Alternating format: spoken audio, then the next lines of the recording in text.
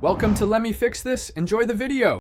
You start now, stabilize the workpiece so it won't twist while you work, and choose the exact Allen key that fits snugly. Once done, seat the key fully into the screw head and apply steady inward pressure to prevent cam out.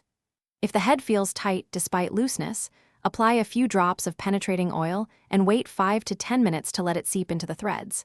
This reduces friction and helps the first turns engage cleanly without stripping. Now work the screw with controlled, incremental turns. Use 2 hands or a T-handle to generate steady torque while keeping inward pressure. If you feel slipping, press firmly and rock the key a few degrees back and then forward to break the thread adhesion.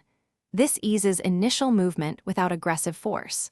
For added control, place a small piece of folded cloth over the key for grip. Make sure to pause and reseat the key, fully between attempts to avoid rounding the recess. Finish by backing the screw out slowly while maintaining alignment and inward pressure so the key cannot slip, and continue until the screw clears the hole. If it stops and won't budge, try a brief application of controlled heat to the surrounding material to expand threads, then reapply penetrating oil and repeat the steady turn method. If the recess is rounded or damaged, stop and replace the screw. Forcing a worn head will only create a hard.